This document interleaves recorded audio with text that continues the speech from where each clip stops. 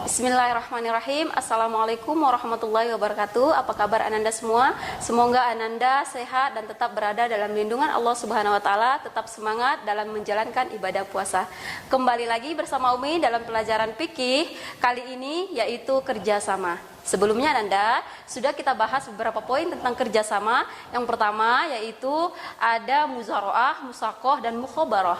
Kemudian ada syirkah. Sekarang akan kita bahas 2 poin lagi kerjasama. Kemudian ada jual beli salam, yaitu mudorobah dengan murabahah.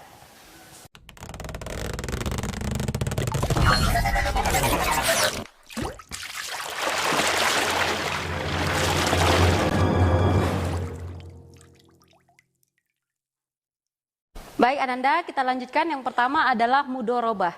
Mudorobah berasal dari kata dorib yang artinya adalah memukul atau berjalan.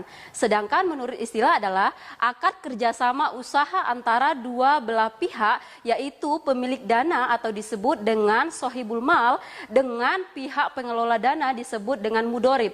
Kemudian keuntungan usaha dibagi sesuai kesepakatan bersama, kemudian rugi akan ditanggung oleh si pemilik modal. Kita lanjutkan Ananda, rukun mudorobah.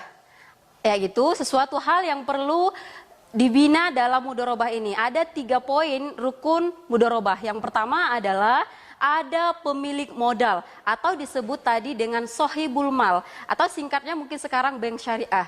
Kemudian yang kedua rukunnya adalah ada modal yang kita keluarkan, ada pekerja dengan ada keuntungan yang dihasilkan dari usaha yang dilakukan. Kemudian yang ketiga adalah ada sigot. Sigot ini adalah lapas akad yang dilakukan oleh sohibul mal dengan mudorib. Kita lanjutkan Ananda.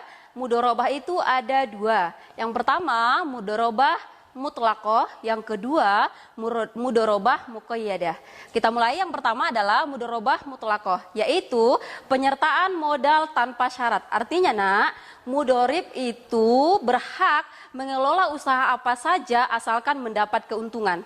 Sedangkan mudorobah muqayyadah adalah penyertaan modal dengan syarat tertentu. Artinya mudorib tidak bisa melakukan pekerjaan sesuai dengan kehendak hati, akan tetapi sohibul mal yang menentukan pekerjaan apa asalkan mendapat keuntungan.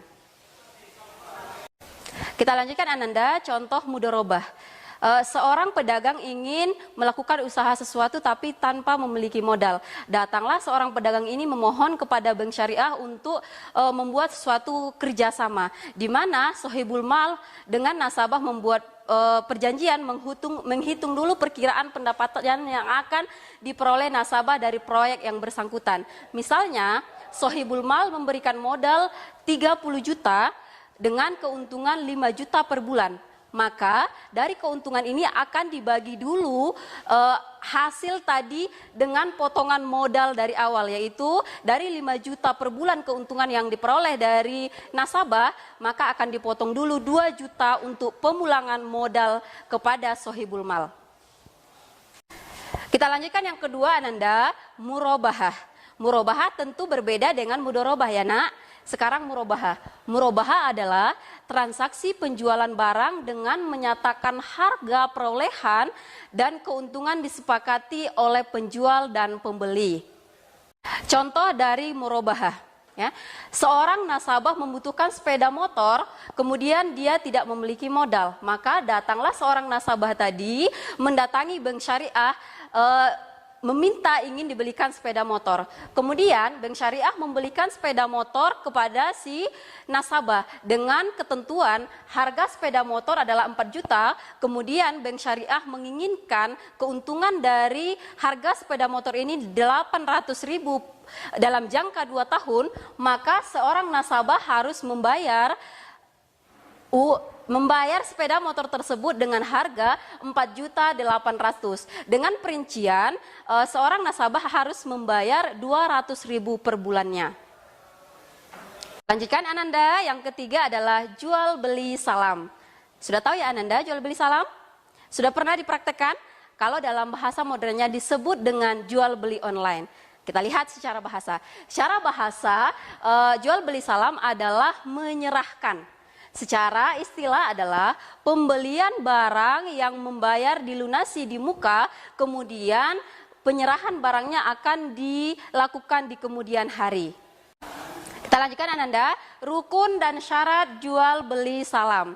Rukun dan syarat jual beli salam yang pertama adalah ada pembeli atau disebut dengan muslam. Kemudian yang kedua ada penjual atau disebut dengan muslam ilaihi. Kemudian yang ketiga ada modal atau uang yang kita keluarkan. Kemudian yang ketiga ada barang atau disebut dengan muslam fih. Barang ini ada beberapa syarat yang harus kita penuhi Ananda. Ada 4 syarat. Yang pertama adalah membayar dilakukan di muka. Artinya berarti jual beli salam ini tidak boleh dilakukan pembayaran di belakang, harus di muka sebelum barang kita terima. Kemudian yang kedua, barangnya harus jelas. Maksudnya apa Mi? Harus jelas artinya ukuran, kualitas, warna, semuanya harus jelas.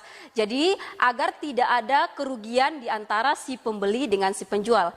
Kemudian yang ketiga syaratnya adalah menentukan tempo penyerahan harga. Tempo ini tergantung kesepakatan antara pembeli dengan si penjual. Bisa jadi mungkin dalam tempo 3 hari atau mungkin dalam tempo 1 minggu. Tergantung jauh atau jarak dari penjualan tersebut. Kemudian yang keempat adalah ketersediaan barang pada saat tempo. Artinya Nanda, kalau seandainya barang tidak tersedia, maka ada hak bagi si pembeli untuk membatalkan transaksi atau mungkin ada hak si pembeli untuk mengganti kepada barang yang lain. Contoh jual beli salam. Seorang ayah membeli laptop dengan kualitas yang bagus seharga 8 juta rupiah kepada sebuah toko online shop. Ya, di mana si ayah memesan laptop ini dengan pembayaran di muka, kemudian barang akan diterima di kemudian hari sesuai dengan kesepakatan antara si pembeli tadi dengan si penjual. Baik Ananda, sampai di sini materi kita hari ini. Mudah-mudahan Ananda semua bisa paham apa yang Umi sampaikan.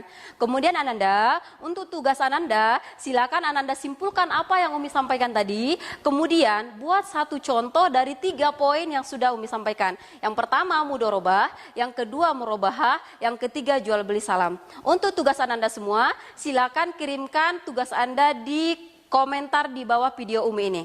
Sampai di sini Ananda, akhir kalam ini. Assalamualaikum warahmatullahi wabarakatuh.